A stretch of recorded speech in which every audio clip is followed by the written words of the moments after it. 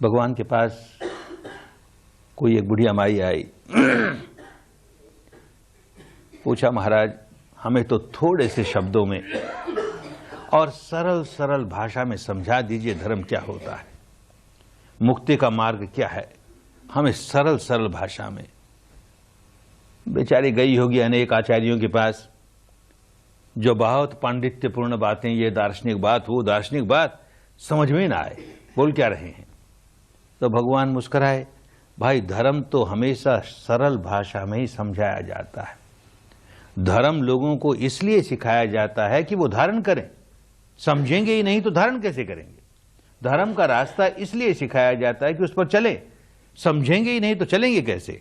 तो हमेशा जो व्यक्ति बुद्ध बन जाएगा, शुद्ध बन जाएगा, मुक्त बन जाएगा, वो हमेशा बड़ी सरल भाषा में, जनता की भाषा में, बहुत सरल भाषा में लोगों के समझ में आए, इस तरह से धर्म को समझाएगा।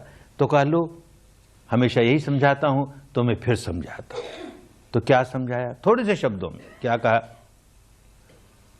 सब पाप से करणं कुशल से उपसंपदा सचेत परियोदपनं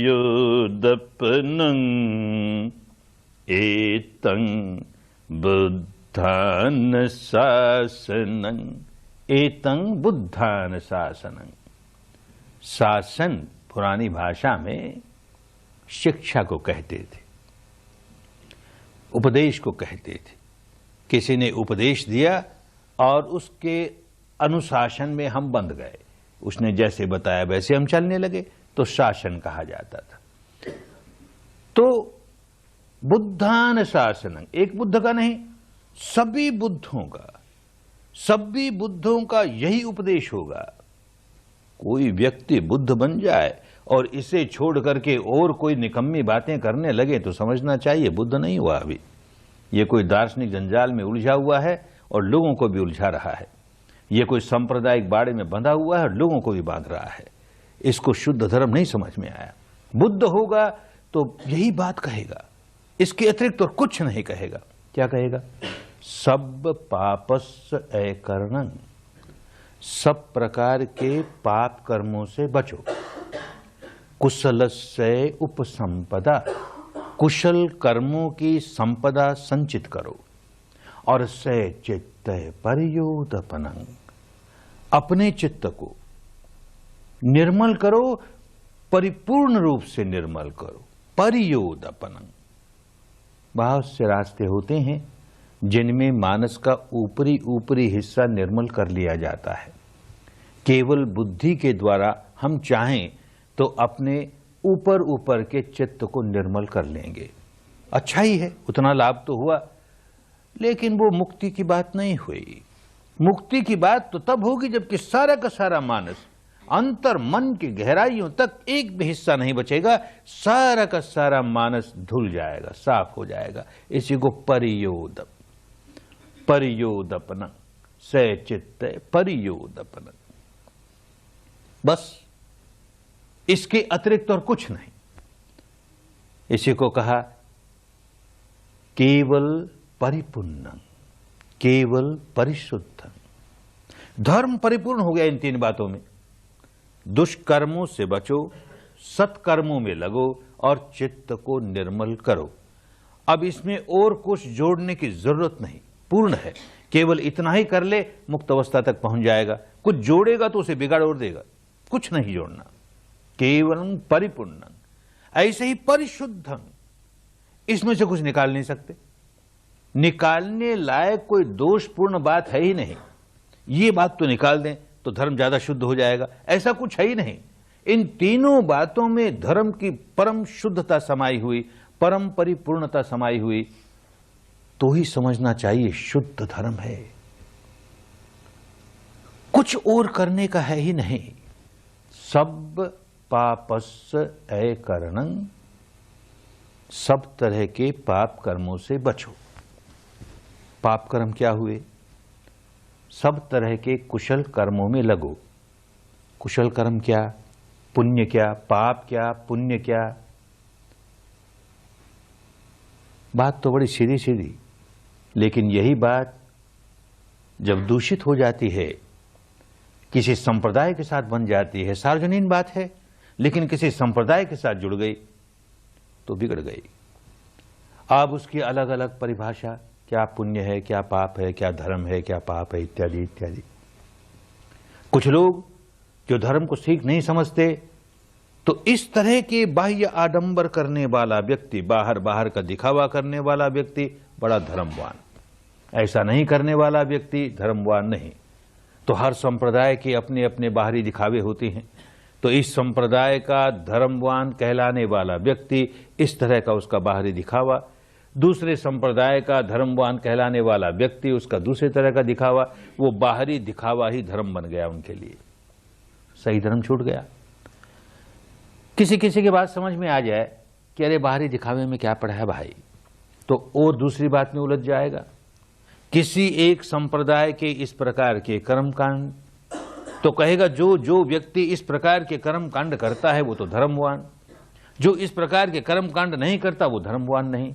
तो अलग अलग संप्रदायों के अपने अपने कर्मकांड, किसको धर्म माने किसको नहीं धर्म माने, फिर उलझा दिया। इससे भी निकला कोई आदमी, इन कर्मकांडों में क्या पड़ा है, तो और एक बड़ा बंधन, बहुत बड़ा बंधन। हर संप्रदाय की अपनी अपनी दार्शनिक मान्यता, हर दार्शनिक मान्यता एक संप्रदाय खड़ा कर देती है, हर संप्रदाय एक दार्शनिक मान्यता से उलझा हुआ है, बंधा हुआ है।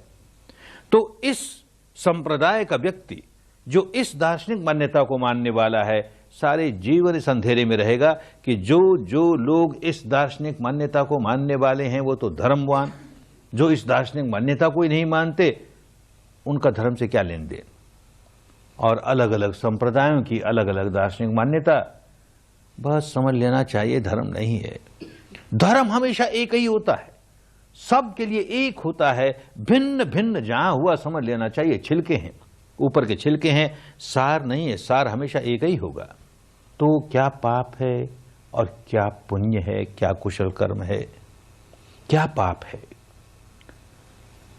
कोई व्यक्ति अपने शरीर से, अपनी वाणी से कोई भी ऐसा काम करे जिससे अन्य प्राणियों को हानि पहुंचती हो, अन्य प्राणियों की सुख शांति भंग होती हो, पाप ही पाप है, पाप ही पाप है। ऐसे ही अपने शरीर से, अपने वाणी से ऐसा काम करे जिससे अन्य प्राणियों को सुख शांति मिलती हो, उनके कष्ट दूर होते हो, उनको कोई हानि न होती हो, उनका मंगल होता हो, पुण्य ही पुण्य है। सब पर एक जैसा लागू होता है। शरीर और वाणी से कोई दुष्कर्म, क्या दुष्कर्म करेगा? वाणी से कोई कड़वी बात बोलेगा, कोई झूठी बात बोलेगा, कोई कटु बात बोलेगा। शरीर से किसी की हत्या करेगा, चोरी करेगा, व्यभिचार करेगा, नशा पता करेगा, औरों की हानि करेगा, औरों की सुख शांति भंग करेगा। मनुष्य एक सामाजिक प्राणी, उसको समाज में रहना है। गृहस्थ हैं, उनको तो परिवार के लोगों के साथ, समाज के लोगों के साथ रहना ही है। जो घर बार छोड़ करके गृह त्यागी हुए, सन्यासी हुए, सन्यासिनियां हुई, उनको भी समाज से संपर्क बना ही रहता है, कहां भाग के जाएंगे। तो मनुष्य सामाजिक प्राणी है और वो ऐसा काम अपने शरीर और वाणी से करता रहे जिससे आसपास के सारे लोगों की शांति भंग होती रहे, आसपास के सारे लोग व्याकुल होते रहें। तो भाई सीधी सीधी बात है कि मैं अपने आसपास के सारे लोगों को अशांत कर दूंगा, व्याकुल कर दूंगा, मुझे शांति कैसे मिलेगी? मैं अपने चारों ओर आग लगा लूंगा तो वो आग की ताप मुझे भी तो तपाएगी, मुझे शांति शीतलता कैसे मिलेगी? बड़ी सीधी सी बात। समाज में रहना है तो समाज के वो नियम जिनसे कि समाज की व्यवस्था शांति कायम हो, हमको वो नियम पालन करने हैं। ये धर्म की बड़ी ऊपरी ऊपरी बात हुई, लेकिन गहराई में जाएगा तो बात समझ में आएगी। जरा गहराई में जाना शुरू कर देगा, खूब बात समझ में आनी शुरू हो जाएगी। और वो ये समझ में आनी शुरू हो जाएगी कि मैं किसी भी व्यक्ति की हानि नहीं कर सकता, न शरीर से और न वाणी से, तब तक नहीं कर सकता जब तक कि पहले अपनी हानि न कर लूं। बड़ी अजीब बात। ऐसा ही है, कुदरत का नियम ऐसा ही है। हत्या कोई तब तक नहीं कर सकेगा जब तक कि अपने भीतर क्रोध न जगा ले, द्वेष न जगा ले, दुर्भावना न जगा ले, और वो भी इतनी गहरी, तब जाके किसी की हत्या करेगा। चोरी तब तक नहीं कर सकेगा जब तक लोभ न जगा ले, व्यभिचार तब तक नहीं कर सकेगा तब तक वासना न जगा ले। सारे के सारे शरीर और चित्त के दुष्कर्म करने के पहले मन में कोई न कोई विकार जगाना होता है, और जैसे ही विकार जगाया कि कुदरत ने दंड देना शुरू किया, प्रकृति ने दंड देना शुरू किया, धर्म नियामता ने दंड देना शुरू किया। बंधे बंधाए नियम है, कोई करके देख ले। हत्या करता है और अंदर क्रोध ही नहीं आता, द्वेष ही नहीं आता, हंसते हंसते कौन किसी की हत्या करेगा। चोरी करता है, लोभ ही नहीं जागता, व्यभिचार करता है, वासना, कैसे होगा? विकार जागेगा ही। और करके देखे, विकार जागता है तो व्याकुल होता हूं कि नहीं? विकार जागता है भीतर, और भीतर देखना आया नहीं। बाहर का जो आलंबन है वही प्रमुख हो गया, तो भीतर अपने देखा ही नहीं कि मेरी कितनी हानि हो रही है। अपनी हानि हो रही है, ये बात धर्म के रास्ते चलते चलते खूब समझ में आने लगेगी। तो मैं शरीर और वाणी से कोई ऐसा काम नहीं करूं जो पाप का काम हो, माने जो अन्य लोगों की सुख शांति भंग करने वाला हो, अन्य लोगों को पीड़ा पहुंचाने वाला हो। ऐसा कोई काम नहीं करूं तो मैं किसी पर एहसान नहीं कर रहा, मैं अपने आप पर एहसान कर रहा हूं। मैं नहीं कर रहा तो अपने आप को दुखी नहीं बनाता, क्योंकि मैं पहले अपने को दुखी बनाऊं तब दूसरे को दुखी बनाऊंगा। ये बात खूब समझ में आने लगेगी, खूब समझ में आने लगेगी। तो धर्म की शुद्धता समझ में आने लगेगी कि भाई जो जो व्यक्ति अपने मन में विकार जगा करके कोई भी दुष्कर्म करता है, पाप का कर्म करता है, वो अपने को हिंदू कहता फिरे, कि बौद्ध कहता फिरे, कि जैन कहता फिरे, कि ईसाई कहता फिरे, कि सिख कहता फिरे, कि पारसी कहता फिरे, कि ब्राह्मण, की क्षत्रिय, की शूद्र, की बनिया, कुछ फर्क नहीं पड़ेगा। कि भारतीय, की बर्मी, की अमेरिकन, की रूसी, कुछ फर्क नहीं पड़ेगा। जो जो व्यक्ति मन को मैला करके शरीर और वाणी से दुष्कर्म करता है, कुदरत उसको तत्काल दंड देती है। बंधे बंधाए नियम प्रकृति के, बस यही शुद्ध धर्म है। ठीक इसी प्रकार कुशल कर्म करें। क्या कुशल कर्म? सबसे बड़ा कुशल कर्म ये कि चित्त को मैला किए बिना उसे एकाग्र बनाना सीखे। कुशल चित्त की एकाग्रता बड़ी कल्याणकारिणी। सारे अच्छे काम तभी होंगे जबकि हमारा चित्त हमारे वश में होगा। चित्त वश में नहीं है, हमसे कोई अच्छा काम होगा ही नहीं, बुरा ही बुरा काम करेंगे। और चित्त वश में हो जाए और विकारों के साथ हो जाए तो बुरा ही बुरा काम करेंगे, वो एकाग्रता काम नहीं आई। चित्त को निर्मल बना करके एकाग्रता प्राप्त करें तो कुशल ही कुशल काम होगा, कुशल ही कुशल काम होगा। और तीसरा, मान लो कि हमने चित्त को निर्मल बनाया, भी ऊपर ऊपर से निर्मल बनाया, उसको एकाग्र भी किया, पर अनेक जन्मों से जो विकार जगाने का स्वभाव बनाए बैठे हैं, अंतर मन की गहराइयों में अपने विकारों की गांठें, गांठे पर गांठे, गांठे पर गांठे कितने इकट्ठी कर रखी है। कैसा गांठ गंठीला बने हैं भीतर से, सारा मानस गांठ गंठीला, सारा शरीर का रेशा रेशा गांठ गंठीला। पता नहीं, अंदर देखते नहीं ना, देखेंगे तो पता लगेगा कितना गांठ गंठीला हूं मैं, कितना व्याकुल रहता हूं इसकी वजह से।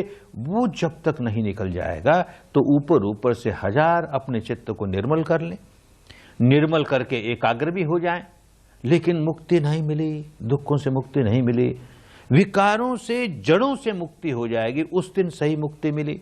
इसलिए परयोदपन, पूर्ण मानस, सारा का सारा मानस विकारों से मुक्त होना चाहिए, मैल से मुक्त होना चाहिए। ये तीसरी। इन तीनों को उन दिनों की भाषा में कहा सब पापस्य अकरणं, माने शील सदाचार का जीवन जीना। कुशलस्य उपसंपदा, माने समाधि का जीवन जीना, मन को कुशल करके अपने वश में करने का अभ्यास करना। और स चित्त परयोदपन, अपने अनुभव से ऐसी प्रज्ञा जगानी कि जिससे अंतर मन की गहराइयों तक कोई विकार टिकने न पाए, सब निकल जाए। तो शील समाधि प्रज्ञा, शील समाधि प्रज्ञा, यही शुद्ध धर्म होता है। इस पर न बौद्धों की मोनोपोली होती है, न हिंदुओं की, न जैनियों की, न ईसाइयों की, सबके लिए समान रूप से कल्याणकारी, और इसे हर व्यक्ति आसानी से इसका पालन कर सके। आवश्यक नहीं पहले इस संप्रदाय में दीक्षित हो जाओ, इस बाड़े में बंध जाओ, अपने को इस नाम से पुकारने लगो, तभी इस रास्ते पर चल पाओगे, और अन्यथा चलोगे तो भी लाभ नहीं मिलेगा।